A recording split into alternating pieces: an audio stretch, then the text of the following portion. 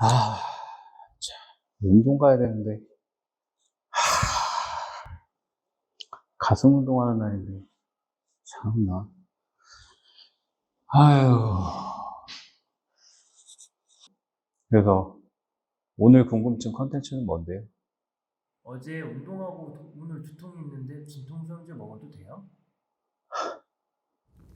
지금 그거 물어보려고 부른 거 아니죠? 지금 진통소염제 먹어도 되냐고, 그거 물어보려고 지금 불렀다는 게 말이 돼요, 지금? 아니 그게 아니고 진통제제 먹으면 금비대 안 될까봐.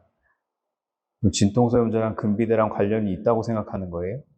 그 금비대가 어떻게 생기는데요? 운동하고 근육에 염증 생기면 염증이 회복되면서 금비대가 생긴다고 알고 있는데 음. 진통제제 먹으면 어제 운동한 거 말짱 꽝 될까봐요. 그럼 오늘 주제가 진통소염제가 금비대에 어떤 영향을 미칠까 그거예요? 네. 아니, 그러면 처음부터 그렇게 얘기를 하든가. 그게 콘텐츠라고. 그러면 일단 오늘 주제가 그거라니까 그거에 대해서 한번 얘기를 한번 해봅시다, 그럼.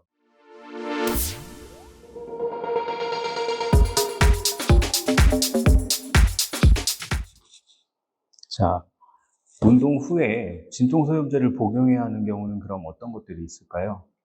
고강도의 운동을 하고 지연성 근육통이 심하게 왔다거나 운동과 상관없이 몸에 어딘가에 통증이나 염증이 생겼다거나 아니면 운동하다가 살짝 다쳤을 때 진통소염제를 복용해야 하나 말아야 하나 고민하시는 분들이 분명 계실 겁니다. 물론 금비대가 목적이 아닌 운동을 하시는 분들이나 금비대를 원치 않는 여성분들 혹은 이제 막 몸 만들려고 시작하시는 헬린이 분들은 이런 거 별로 신경 안 쓰시겠지만 운동 2, 3년 이상 하신 중급자 이상 분들은 한 번쯤은 궁금해 보셨을 만한 내용이죠.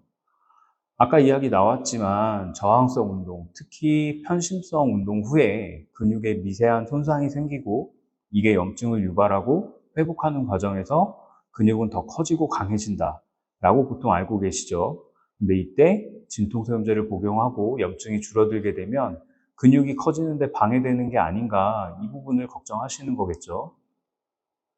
이 내용하고 관련된 실험 논문들이 좀 있는데 논문마다 결과가 조금씩 차이가 나는 부분도 있지만 진통소염제의 OTC 맥시멀 도우즈는 근육 단백 합성을 약간 둔화시키지만 대조군하고 비교했을 때 금비대 면에서 유의한 차이가 없다는 결론이 지배적입니다. 금비대와 진통소염제 관련된 메커니즘들이 지금까지도 완전히 밝혀지지 않은 상태라서 명확하게 결론을 내기 어려운 게 사실인데 이 질문에 대한 제 결론을 먼저 말씀드리면 운동 후에 진통소염제 복용하셔도 금비대에 영향 없습니다. 복용하셔도 됩니다. 방금 근육 단백 합성을 둔화시킨다고 말씀하셨는데 복용해도 괜찮은 건가요? 제가 복용해도 된다고 결론을 내린 이유가 세 가지가 있습니다. 그 이유를 이해하려면 몇 가지 기본 지식이 필요한데요. 진통소염제, 염증, 근육 단백 합성 이 세 가지가 어떤 메커니즘으로 생기는지를 알아야 됩니다. 제목만 들어도 벌써 머리가 아프죠. 굉장히 복잡하고 어려운 내용이라서 제대로 설명하려면 하루 종일 해도 모자랍니다. 우리가 진통소염제가 금비대에 영향을 미칠까를 알고 싶은 거지, 진통소염제나 금비대의 메커니즘을 알고 싶은 건 아니기 때문에 이 부분에 대해서는 최대한 쉽고 간략하게 설명드리겠습니다. 소염 진통제, 엔세이드라고 하죠. 용어 그대로 비스테로이드성 항염증제를 의미합니다. 진통작용과 소염작용을 다 가지고 있기 때문에 진통소염제라고 불리고 수십 종류가 있지만 대표적으로는 아스피린, 아세트아미노펜, 이부프로펜 같은 것들이 있죠. 참고로 아세트아미노펜은 다른 약하고 다르게 엔세이드로 분류되지는 않습니다. 아직까지 아세트아미노펜의 정확한 작용 기전은 밝혀지지 않았지만 어쨌든 다른 엔세이드하고 다르게 소염 효과가 적고 오히려 해열 작용이 커서 진통소염제가 아닌 해열 진통제로 많이 알려져 있죠. 그럼 이런 진통소염제들이 어떤 기전으로 염증을 차단하게 되는가를 알아야겠죠. 우리 몸이 어떤 손상을 받으면 세포막에 존재하는 아라키도닉 애시드가 분비가 되고 콕스의 활성화로 통증과 염증 유발을 하는 여러 매개체들이 생겨나서 염증이 생겨나게 됩니다. 엔세이드는 여기서 콕스를 억제하는 작용을 하게 됩니다. 엔세이드를 복용하고 콕스가 억제되면 염증 매개체들의 분비가 줄어들고 당연히 염증 반응도 줄어들게 되겠죠. 아니 근데 염증으로 근비대 생긴다고 하던데 염증 차단하는 약을 복용해도 되는 거 맞아요? 우리가 처음에 근육에 손상이 생기고 염증이 생기면 회복되는 과정에서 근비대가 일어난다라고 했던 이야기에는 치명적인 오류가 있습니다. 염증으로부터 발생되는 근비대는 외부 자극으로부터 발생되는 수많은 근비대 메커니즘들 중에 단지 하나뿐이라는 것을 강조한 거죠. 이 그림은 22년도에 퍼블리시된 최신 논문에 나온 근비대 메커니즘을 도식화해 놓은 것입니다. 굉장히 복잡하죠. 우리가 외부 자극, 즉 저항 운동을 하게 되면 여러 근비대 메커니즘들이 동시다발적으로 활성화되게 됩니다. 성장 호르몬, AMPK, MAPK 패스웨이, 머슬 데미지 등등 여러 신호 전달 체계를 통해서 MPS, 즉 근육 단백 합성을 통해 근비대가 발생되게 됩니다. 이 중에 근육의 손상으로 염증이 유발되고 회복되는 과정에서 근비대를 일으키는 이 메커니즘은 이 그림에 없는 아직 밝혀지지 않은 것들까지 포함하면 수많은 근비대 메커니즘들 중에 단 한 가지일 뿐이라는 거죠. 제가 진통소염제를 복용해도 괜찮다고 말씀드렸던 이유가 세 가지가 있습니다. 그 중에 첫 번째 이유가 여기 있습니다. 수많은 근비대 메커니즘 중에 염증 메커니즘 하나 차단했다고 해서 나머지 근비대 메커니즘도 차단되는 것이 아니기 때문에 진통소염제를 복용해도 근비대는 발생한다 이거죠. NSAID를 복용해도 된다고 말씀드린 두 번째 이유는 약물의 용량과 관련된 것인데 근육 단백 합성이 약간 둔화된다고 했던 대부분의 실험 논문에서는 OTC 맥시멀 도우즈를 사용했는데 그 용량은 이부프로펜은 하루에 1200mg, 아세타미노펜은 하루에 4000mg으로 실험을 진행했습니다.